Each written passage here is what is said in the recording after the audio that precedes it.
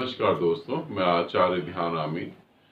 और यहाँ पर एक प्रश्न कई साधक पूछते हैं और ग्रुप में भी पूछते हैं और अलग से भी उनके मैसेज आते हैं।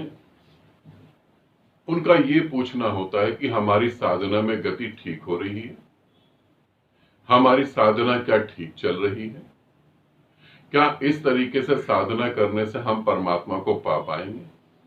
अलग अलग साधकों ने अलग अलग प्रश्न करे हैं, तो मैं उन सभी प्रश्नों को यहाँ बता रहा हूँ, उन सभी प्रश्नों का उत्तर दे रहा हूँ जिसे आप सभी साधक अच्छे से समझेंगे। कुछ साधकों ने पूछा है कि हम कैसे जाने कि हमारी साधना ठीक चल रही है, हम कैसे जाने कि हम इसी साधना से परमात्मा तक पहुंच जाएंगे। कुछ साधकों ने पूछा है कि साधना बिना गुरु के भी हम कैसे जान सकते हैं कि हमारी साधना ठीक चल रही है, हम गुरु पे भी क्यों निर्भर हो। हाँ बिल्कुल, जिस साधक ने कहा कि हम गुरु पे भी क्यों निर्भर हो, मैं उससे बिल्कुल सहमत हूं। हम गुरु पे भी निर्भर क्यों हो, हम स्वयं निर्भर क्यों ना हो। साधना के मामले में भी हम अपने ऊपर ही निर्भर हो, बड़ी अच्छी बात है, होना भी ऐसा चाहिए। मैं भी यही चाहता हूं कि हर साधक अपने ऊपर निर्भर हो। गुरु के ऊपर निर्भर होने के कारण बहुत शोषण हुआ है, बहुत शोषण हो भी रहा है और बहुत शोषण होगा भी। जब हम अपने ऊपर निर्भर होंगे तभी ये चीजें खत्म हो पाएंगी। तो आते हैं उस उत्तर पे कि कैसे जाने कि हमारी साधना ठीक हो रही है। इसे सब अच्छे से समझेंगे, सभी, मेरे सन्यासी भी और साधक भी, और अगर आप किसी और गुरु से जुड़े हैं तो वो भी साधक। साधक तो साधक ही होता है, जैसे गुरु निराकार होता है वैसे साधक साधक होता है। कैसे मैं जानूं कि मेरी साधना ठीक हो रही है, मैं परमात्मा की तरफ गति कर रहा हूं। अपने उत्तर को देने से पहले एक उदाहरण देता हूं, उस उदाहरण से मैं अपने उत्तर को तुम्हारे सामने रखता हूं। सीधे सीधे बताऊंगा तो हो सकता है तुम ना समझ पाओ, तो पहले एक उदाहरण दे रहा हूं, उसे समझो। एक चिड़िया का बच्चा, एक पक्षी का बच्चा, एक पक्षी के बच्चे का जन्म होता है। वो अपने घोंसले में होता है, खाना नहीं खा सकता, आंख नहीं खुली हुई। माँ दूर कहीं जाती है, खाना लेकर आती है, अपने मुंह में वो खाना चबाती है और उसके मुंह में डालती है, वो खाना खाता है। आप सभी को पता होगा यही चलता है, ऐसे ही चलता है जीवन। फिर धीरे धीरे उसकी आंख खुलती है और जब आंख खुलती है तो वो अपनी माँ को देखता है और अपने घोंसले को देखता है और माँ को देखता है उड़ते हुए। माँ को देखता है दूर आकाश में उड़ जाती है, पता नहीं कहां कहां घूम के आती है और पता नहीं कैसे कैसे वृक्षों पर बैठती है, कैसे कैसे फूलों पर बैठती है, कैसे कैसे रंग जीवन के जो है उन्हें जीती है। आंख खुलने के बाद वो सब कुछ देखता है, मगर अपने को एक छोटे से घोंसले में पाता है और फिर पंख फड़फड़ाने लगता है। बार बार पंख फड़फड़ाता है, बार बार पंख फड़फड़ाता है। कभी घोंसले में गिर जाता है राइट, कभी घोंसले में लेफ्ट गिर जाता है। फिर थोड़ी सी हिम्मत जुटाता है, थोड़ा सा उछलने कूदने भी लगता है। मगर मां को बार बार देख के भीतर एक प्यास उठती है कि जब मेरी मां उड़ सकती है तो मैं उसी का बच्चा हूं, मैं क्यों नहीं उड़ सकता। फिर एक समय ऐसा आता है, पंख फड़फड़ाता है और आकाश की तरफ गति करता है। मगर जब आकाश की तरफ गति करता तो उसके पांव के नीचे उसका घोंसला नहीं होता, घोंसला छोड़ देता है वो। अब वो नए जीवन को जीने के लिए चल पड़ा। अब वो इतना सक्षम है कि जहां खड़ा होगा वहां नए घोंसले निर्मित कर लेगा। अब घोंसला छोड़ दिया, थोड़ी दूर घूमता है, फिर आता है, मां से एक बार मिलता है और फिर अनंत यात्रा पे चल पड़ता है, अंतहीन यात्रा पे चल पड़ता है। अब उसे पूरा भरोसा आ गया। अब साधक अपनी स्थिति को समझे।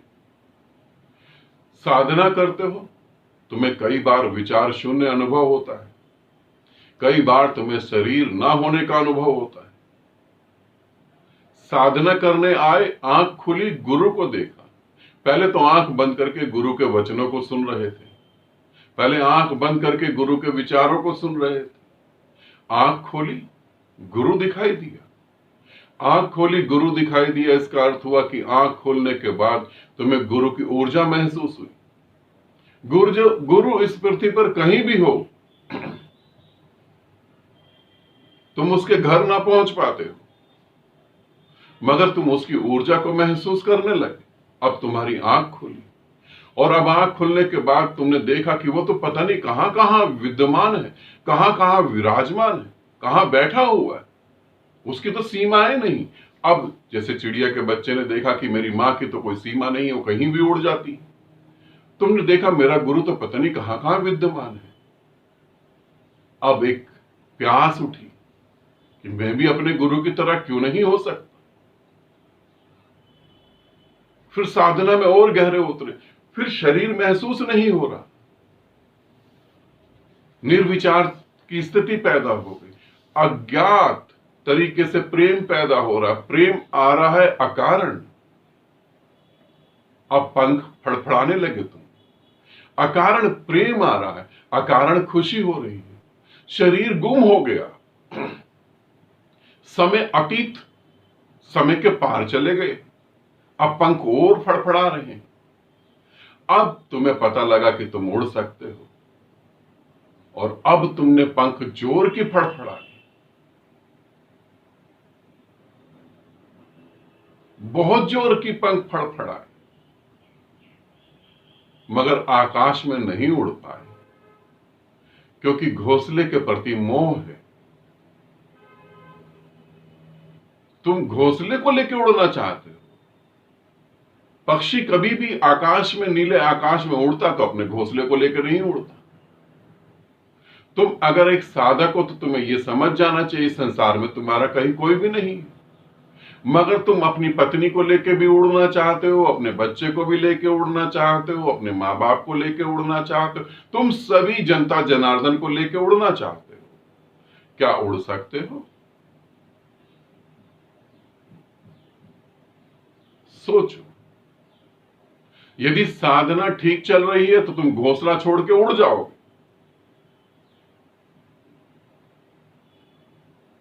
यदि साधना ठीक चल रही है तो तुम इस पृथ्वी से ऊपर उठोगे, और फिर तुम ये नहीं कहोगे कि ये मेरा घर, तुम कहोगे पूरा ब्रह्मांड मेरा घर है। साधना ठीक चल रही है, नहीं ठीक चल रही, क्या तुम अभी अपनी वासनाओं में ही हो? क्या पंख फड़फड़ा कर तुम वहीं खड़े हो? वही पत्नी, वही समस्याएं, वही बच्चे, वही समस्याएं, वही यार दोस्त, वही षड्यंत्र, वही सोच। तो साधना ठीक नहीं चल रही। फिर तुम्हें साधना ने बदला ही कहां, फिर तुम्हारा बदलाव ही कहां आया? और यदि साधना ठीक चल रही है तो तुम इन सभी बातों से ऊपर उठ जाओगे, और प्रैक्टिकली ऊपर उठोगे। ऐसा नहीं कह रहा पत्नी को छोड़ दोगे, ऐसा नहीं कह रहा पति को छोड़ दोगे, मगर व्यर्थता पता लग जाएगी। ये पता लग जाएगा कि कौन मुझे सुख दे सकता है? कोई नहीं। सुख मात्र भ्रम है। कौन मुझे खुशी दे सकता है? खुशी मात्र भ्रम है। मैं तो आकाश का पक्षी हूं, मुझे तो उस निराकार से एक होना है। साधना ठीक चल रही है या गलत चल रही है? साधना में गति हो रही है तो घोंसला छूट जाएगा, तो ये सब बातें तुमसे छूट जाएंगी। अब बिना गुरु के भी तुम इस वीडियो को देख के जान सकते हो तुम्हारी साधना कैसी चल रही है।